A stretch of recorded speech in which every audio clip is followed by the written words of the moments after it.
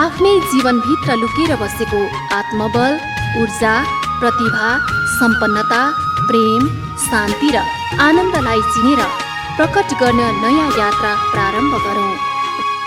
जीवन विज्ञान, जीवन विज्ञान।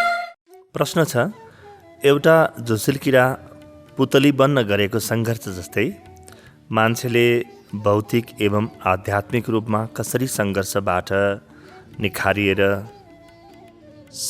सशक्त बन्ने सुअवसर प्राप्त गर्दछ। यो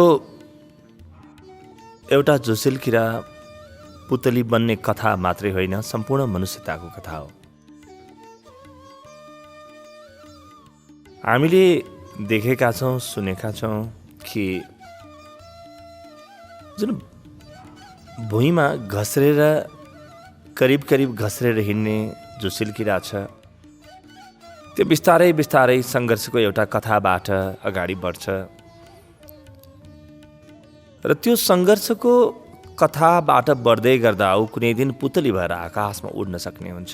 खुला आकाशमा पखेटा फैलाएर आकाशको अनन्ततालाई समेत अनुभव गर्न सक्ने हुन्छ। त्यही झुसिल किरा कुनै दिन पृथ्वीसँग जोडिएको थियो, पृथ्वीले तानेको थियो उसलाई, पृथ्वीको गुरुत्वाकर्षणले तानेको थियो, पृथ्वीको गुरुत्वाकर्षणबाट बाहिर थिएन। तर जब त्यो पुतली बनेर उड्न थाल्छ, त्यो हेर्नुहोस् त, अचानक गुरुत्वाकर्षणका कुनै पनि नियम काम गर्न गर्छन्, काम नगर्ने होइन, फेरि फर्केर त पृथ्वीमै आउनु छ। तर अनन्त आकाशमा पखेटा फैलाउनु भने सक्छ? यो प्रक्रियामा 2-3वटा कुराहरू महत्त्वपूर्ण छन्। पहिले प्रक्रियालाई बुझौँ, अनि यस्तै प्रक्रिया हाम्रो जीवनमा कसरी हुनसक्छ यो प्रक्रियालाई पनि बुझौँ। सबैभन्दा पहिलो के हो भने, यो झुसिल किरा कोही अरू कुनै बाहिरको शक्तिसँग लडिरहेको छैन। झुसिल किरा आफ्नो जुन एउटा भविष्य छ, त्यो भविष्य प्राप्तिको बाटोमा सङ्घर्ष गरिरहेको छ, आफ्नो लक्ष्य प्राप्तिको बाटोमा सङ्घर्ष गरिरहेको छ। उसलाई थाहा छैन ऊ पुतली बन्ने हो, उसको चेतन मनलाई थाहा नहोला, तर अचेतनमा कतै त्यो झुसिल किराको नियतमा पुतली बन्नु छ। त आफ्नो जुन नियति छ, आफ्नो जुन परम सौभाग्य छ, त्यो परम सौभाग्यको बाटोमा हिँडेको छ र यो आफैसँग लडेको छ। दोस्रो कुरा के छ भने, जब ऊ आफ्नै पुरानो झुसिल किरापनबाट मुक्त भएर पुतली बन्छ, अचानक पृथ्वीबाट मुक्त भएर आकाशको प्राणी बन्न थाल्छ। अर्थ के हो? हरेक सङ्घर्ष आफूभित्रै बन्ने छन्, हरेक सङ्घर्षको युद्ध मैदान आफूभित्र छ।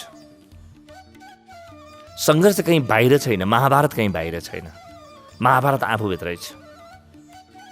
यसको सबैभन्दा ठुलो कथा हो यो। अब यो प्रश्नको अर्को पाटो छ कि मानिसले आफ्नो जीवनमा भौतिक र आध्यात्मिक, मानसिक, भावनात्मक इत्यादि सङ्घर्ष गरेर कसरी यही नियततिर अगाडि बढ्न सक्छ।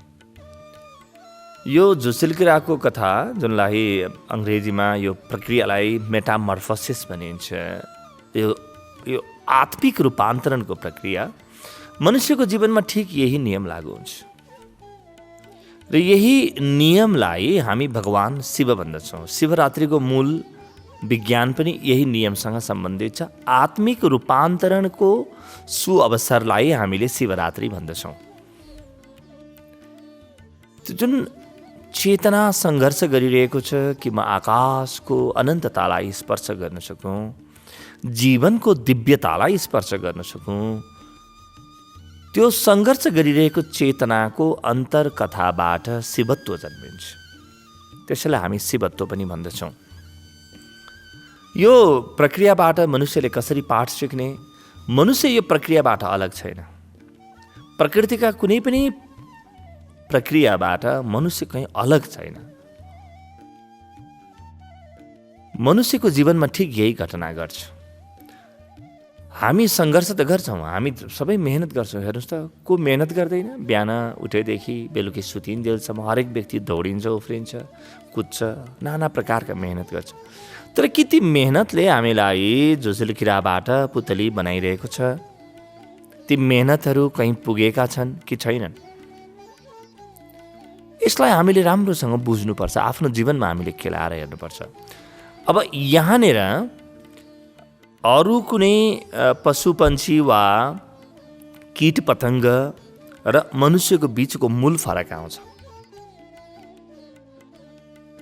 यो जुन आफै प्रकृतिले गर्ने विकास छ, जुन प्राकृतिक विकास छ, जुनलाई इभोल्युसन भनिन्छ, त्यो इभोल्युसन मनुष्यमा आएर रोकिन्छ।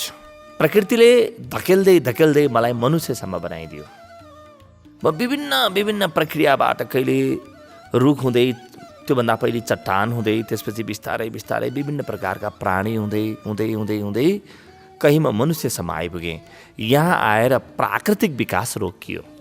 मनुष्यलाई यहाँसम्म ल्याउन प्रकृतिले अभूतपूर्व मेहनत गरेको छ। तर अब मनुष्य बनिसकेपछि मेहनत मेरो आफ्नो हुनेछ। त्यसकारणले हाम्रा धर्मशास्त्रहरू भन्छन् कि 84 लाख योनिमध्ये अन्तिम योनि मनुष्य योनि हो।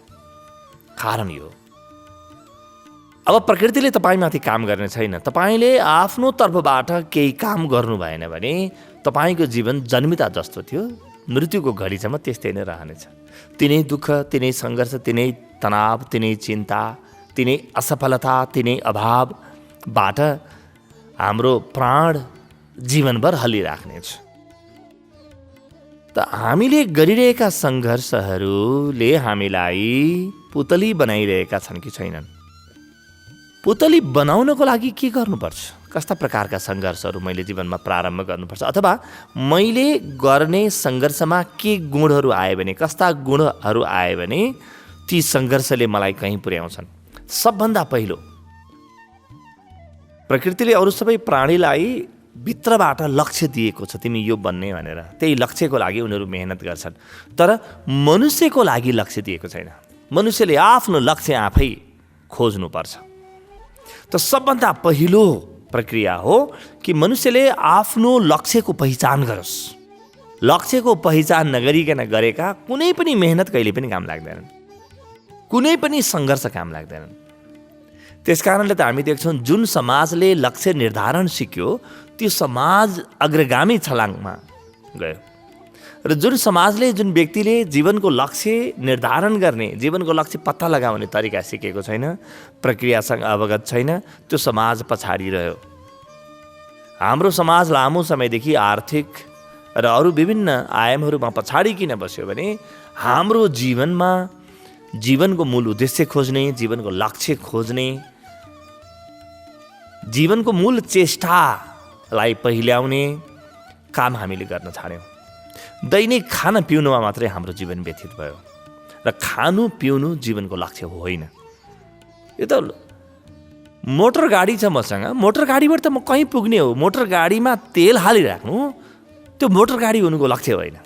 खानु पिउनु त तेल हाल्नु हो, त्यसको मर्मत सम्भार गर्नु हो। ठिक छ, मोटर गाडीलाई मैले चुस्त दुरुस्त राख्नुपर्छ, त्यसमा इन्धन पनि मैले हाल्नुपर्छ, त्यसको चालकको पनि मैले व्यवस्था गर्नुपर्छ। तर चालक छ, इन्धन छ, सबै कुरा मसँग छ, तर मलाई लक्ष्य छैन भने त्यो मोटर गाडी कहाँ जान्छ? यसै खिएर सिद्धिने हो। हाम्रो जीवन खिएर सिद्धिएको छ। थुप्रो कुरा हामी गर्छौँ, खान्छौँ, पिउँछौँ, उफ्रिन्छौँ, कुद्छौँ, नाच्छौँ, गाउँछौँ, तर हामी कहीँ पनि पुग्दैनौँ अन्तत्वगतवा। त्यसकारणले सबैभन्दा पहिलो सङ्घर्ष मनुष्यले आफ्नो जीवनको ध्येय पत्ता लगाउनु छ। लक्ष्य मात्रै होइन, जीवनको मूल ध्येय के हो, पर्पस के हो, जीवनको के प्रयोजन हो जीवन, त्यो पत्ता लगाउनुपर्छ। प्रयोजनहीन जीवनमा हरेक कुरा खेर जानेछन्। प्रयोजनहीन जीवन अङ्ग्रेजीमा भनियो भने राम्रो टाइम पास हो, त्योभन्दा बढी केही पनि होइन। कठोपनिषदमा मृत्युका देवता यमराज बालक नचिकेतालाई भन्छन्, हे नचिकेता उत्तिष्ठत जाग्रत प्राप्य वरान निबोधत।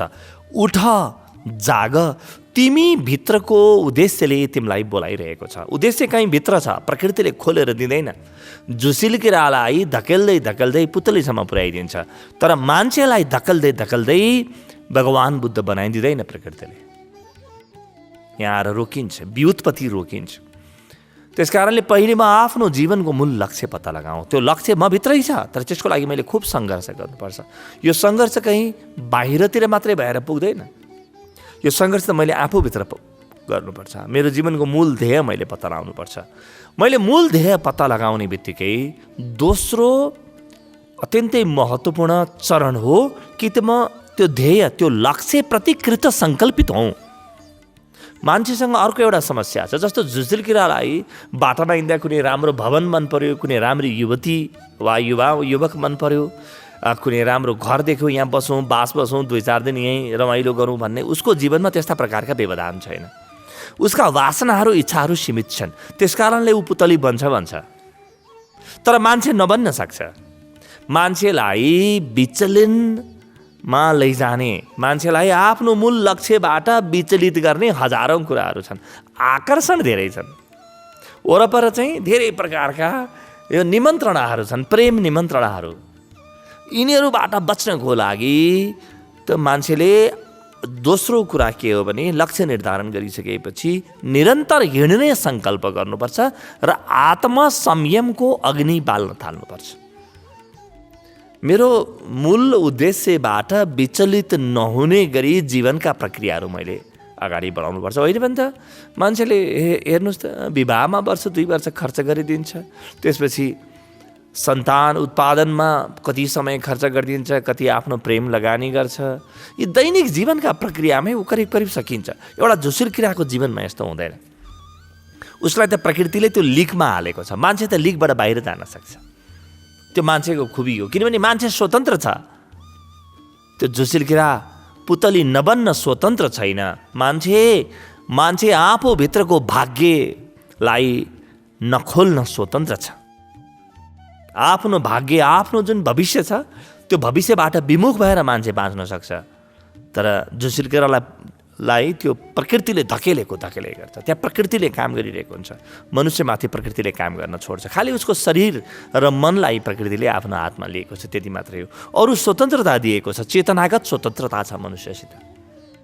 अब त्यो 3वटा कुरा हामीले भन्यौँ। पहिलो त मेरो ध्येयको टुङ्गो होस्, त्यसपछि त्यहाँ हिँड्ने कृत सङ्कल्प जन्मियोस् मेरो जीवनमा, त्यसपछि मेरो जीवनमा इन्द्रिय संयम जन्मियोस्। चौथो अत्यन्तै महत्त्वपूर्ण कुरा हो कि म निरन्तर विगतबाट मुक्त हुन सकूँ।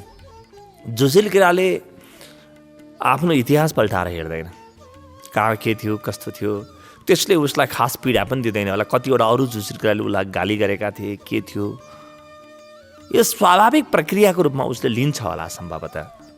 तर मान्छे पुराना कुरालाई बोकेर बस्छ। जसको जीवनमा पुरानो कुरा छ, जसको मनमा पुराना कुराहरूले डेरा हालेको छ, त्यो व्यक्ति कहिले जीवनमा नसुध्रिने रोग लागेको छ भन्ने बुझिन्छ। त्यस कारणले अतीतबाट मुक्ति, विगतबाट मुक्ति मनुष्यको लागि अत्यन्तै महत्त्वपूर्ण पाठ हो। यो पाठ बिना मनुष्यले कहीँ पनि प्रगति नै गर्न सक्दैन।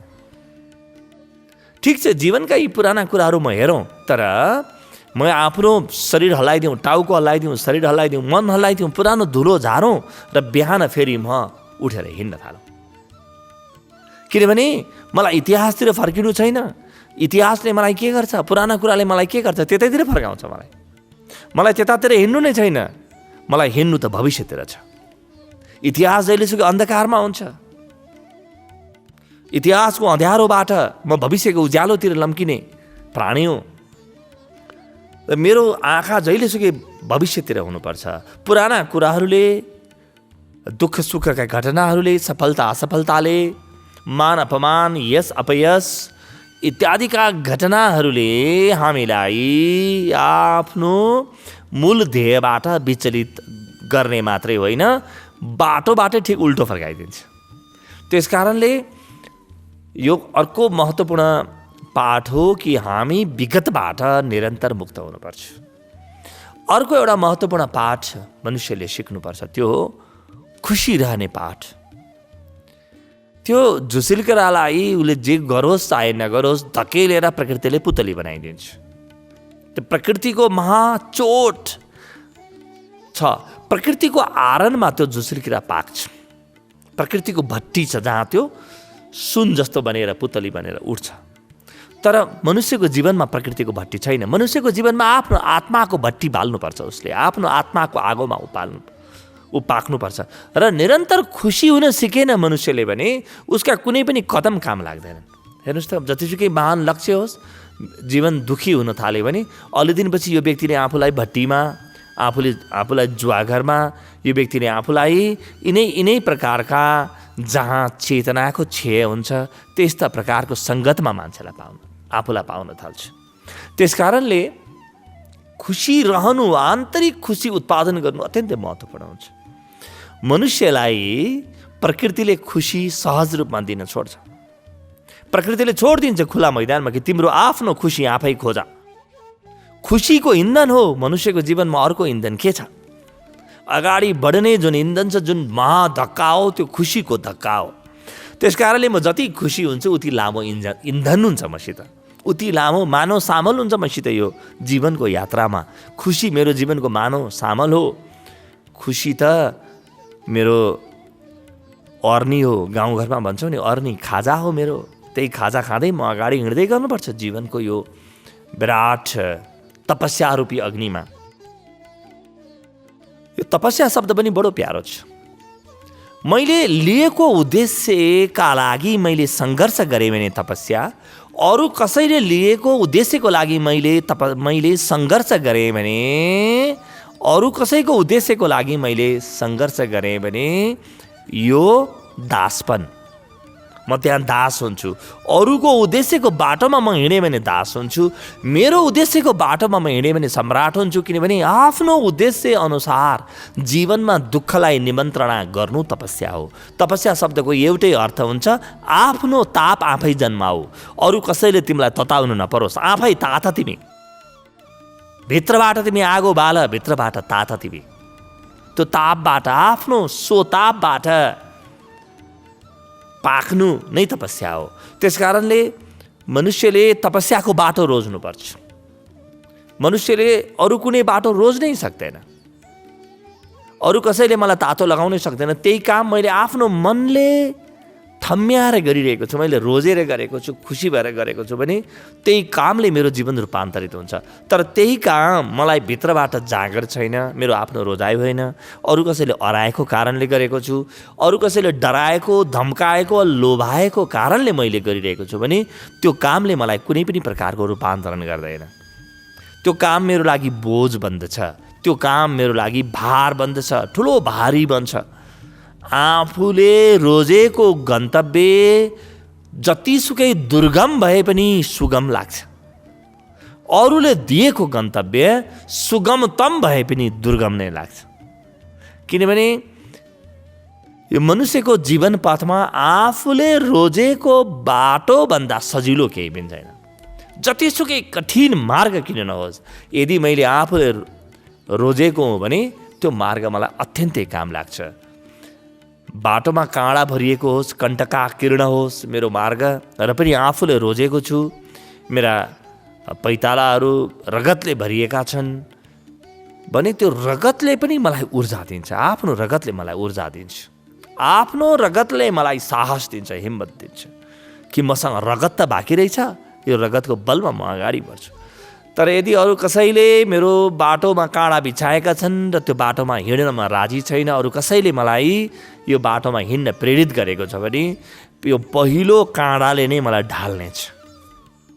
त्यस कारणले हामी देख्छौँ नि कि मान्छेहरू बाटोमै, जीवनको बाटोमै कोही आत्महत्या गरेका छन्, कोही दुखी भएर बसेका छन्, कोही चिन्तित भएर बसेका छन्, कोही अत्यन्तै गहिरो अवसादमा डिप्रेसनमा गएर बसेका छन्। किनभने यिनले आफ्नो बाटो रोजेनन् र आफ्नो बाटोको लागि त प्राणको पनि पर्यो भने बलिदान दिनुपर्छ। त्यही भएर हामीले शब्द खोज्यौँ शहीद। शहीद त्यो व्यक्ति हो जसले आफ्नो तपस्याको मार्गमा शहादत यानी मृत्युवरण गर्न पनि तयार छ। त्यसलाई हामीले शहीद भन्यौँ। यो मनुष्यको जीवनमा यो चाहिन्छ। त्यो झुसिल केरालाई म शहीद हुँला भन्ने चिन्तै छैन उसलाई। झुसिल किराको खास भन्ने भने यसमा कुनै आफ्नो गरिमा छैन। जोसिल किराको यो आफ्नो रोजाइ होइन यो जीवन। पुतली बन्नु उसको लागि एउटा घटना हो, तर मनुष्यको लागि आफ्नो चेतनाको बाटोमा हिँड्नु रोजाइ हो, यो स्वतन्त्रता हो मनुष्यको आफ्नो अन्तरात्माको प्यास हो, अन्तरात्माको प्यास हो। त्यस कारणले त्यो प्रक्रिया नै त्यही भए पनि हेर्नुहोस् त, यत्र अरबौँ झुसिल किराहरू पुतली बन्छन्, तर तिनीहरूले अरू कसैको प्राणलाई अनुप्राणित गरे भन्ने हामीले सुनेका छैनौँ।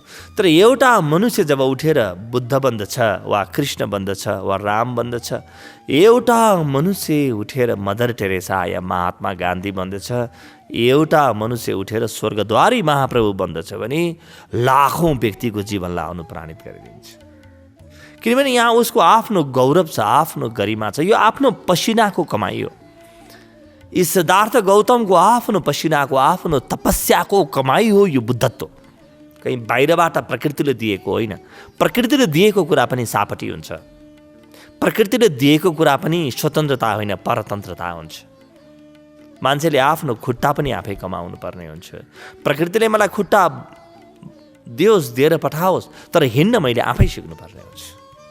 प्रकृतिले मलाई हात दिएर पठाएको छ, तर त्यो हातको प्रयोग मैले आफ्नो बलमा गर्नुपर्ने हुन्छ। प्रकृतिले मलाई आँखा दिएको होला, तर ती आँखामा ज्योति मैले आफ्नो हाल्नुपर्ने हुन्छ। प्रकृतिले मलाई ज्योति दिएर पठाएको हुँदैन, मैले आफ्नो ज्योति त्यो आँखामा हाल्नुपर्छ। प्रकृतिले मलाई बुद्धि दिएर पठाएको छ, बुद्धिको सम्भावना दिएर पठाएको छ, तर त्यो बुद्धिमा मैले मृण्मय हाल्ने कि चिन्मय हाल्ने, त्यो ममा भर पर्छ। मैले छेड भङ्गुरसँग मेरो बुद्धिलाई लगेर जोडिराख्ने कि शाश्वतसँग मेरो बुद्धिलाई लगेर जोड्ने, त्यो ममा भर पर्छ। त्यस कारणले मनुष्यका साना साना प्रयासका कथाहरू पनि स्फोरणिम कथाहरू हो। यिनी कुनै पुतलीसँग हामीले तुलना नगरे पनि हुन्छ। मनुष्य कहीँ एउटा अलग लोकको यात्री हो। मनुष्यको घर होइन यो पृथ्वी, यो त डेरा हो, पृथ्वी डेरा हो। यो जीवन जुन छ, यो जीवन त यो बस रातभरको बसाइ हो। यो रातभरको बसाइ हो, त एउटा यो त विश्राम स्थल हो। यो हामी बनाउँछौँ चौतारी हो यो जीवन। बस म जानु छ अरू कुनै गाउँमा, त्यसको लागि मैले यो चौतारी प्रयोग गरेको, म कहीँ पुग्नु छ, म भित्रको चेतनाले मलाई कहीँ बोलाइरहेको छ, कहीँ दौडाइरहेको छ। उत्तिष्ठता, जाग्रता, प्रापेवरा निबोधत। मृत्युका देवता यमराजले बालक नचिकेतालाई जे भने सम्पूर्ण मनुष्यताको भाग्य हो कि तिमी भित्रकै परम प्रकाशले तिमीलाई बोलाइरहेको छ। तिमी अन्धकारसँग राजी नहौ, तिमी दुःखसँग राजी नहौ, तिमी पीडासँग राजी नहौ, तिमी जीवनका कलहसँग राजी नहौ। हो ठिक छ, तिम्रो यो आजको यथार्थ हो, तर तिम्रो सम्भावना भने होइन यो। तिमी अशान्तिसँग राजी नहौ, तिमी अशान्तिलाई राजीनामा लेखेर नदेऊ। तिमी जीवनका दुःखहरूलाई, पीडाहरूलाई राजीनामा लेखेर नदेऊ। तिमी त अर्कै महान लोकको यात्री हौ। तिमी त एउटा स्वर्ण कायाले भरिएको एउटा महान प्रतीक हौ। तिमीलाई त्यो बाटोमा हिँड्नु छ। अध्यात्मको यो मार्ग जीवनको अन्तिम रोजाइ हो। अध्यात्मले मनुष्यको चेतनालाई परम निखारमा लैजान्छ र त्यो चेतनालाई आकलुषित सुन बनाइदिन्छ। पुरै स्वतन्त्र, पवित्र, अप्रदूषित र पुरै निखारिएको सुनको रूपमा मनुष्यको चेतना निखारिदिन्छ। अध्यात्म र व्यवस्थापन, मानव मनोविज्ञान, सनातन र नवीनतमको सङ्गम जीवन विज्ञान। सनातन र नवीनतमको सङ्गम जीवन विज्ञान।